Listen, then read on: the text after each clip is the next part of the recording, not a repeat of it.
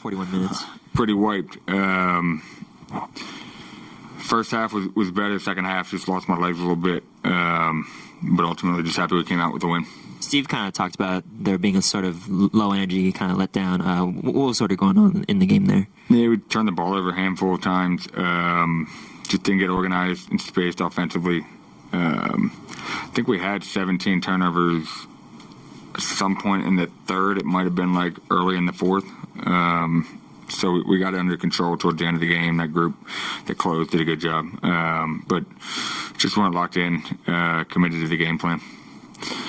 Took 16 field goal attempts tonight. What do you think were some of the factors that led to you being a little bit more aggressive with the shot? Yeah, I mean, played 40 minutes. And we're just a little bit banged up right now, so the ball was in my hands a bit more. I want a handful of those back, a couple that weren't great.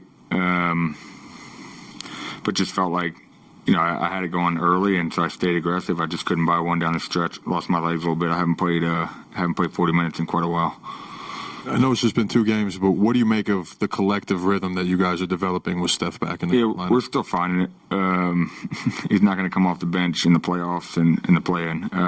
It's more so about finding identity and getting healthy. I mean, we've got Gee out, KP out, Will out, LJ out. We've got a handful of guys still out. So I think for us, it's finding a collective identity on both ends of the floor and finding something we can commit to. And then when we get fully healthy, be ready to roll.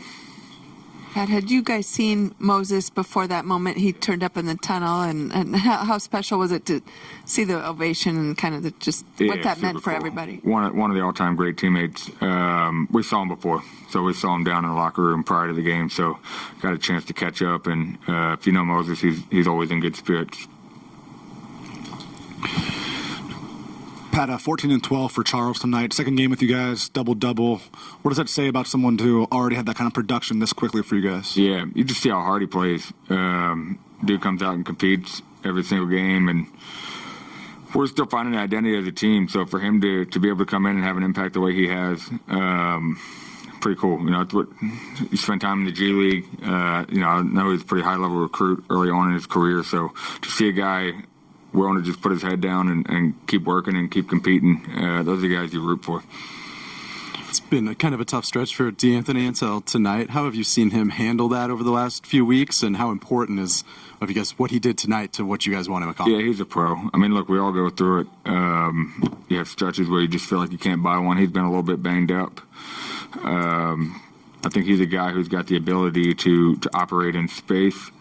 And when you put number 30 on the floor, there tends to be a little bit more space. So I think it's probably a little bit of a product of the guys he's been out there with, and also just really getting healthy. So, but we know what Melt can do.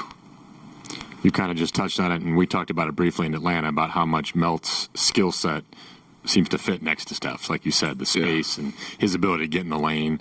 How much of a complementary weapon will that be in the play-in and potentially the playoffs to have those two together? Yeah, I mean, Mel can guard 1 through 4, can shoot the 3 ball. I know he hasn't shot it as well as he's liked over this last stretch, but fully confident shooter. His confidence doesn't waver, when he's had a tough stretch, and so that's what you look for. He's been around for quite a while, and you know what you're getting with him. Frankly, we just want to get everybody healthy. Cool, thank you.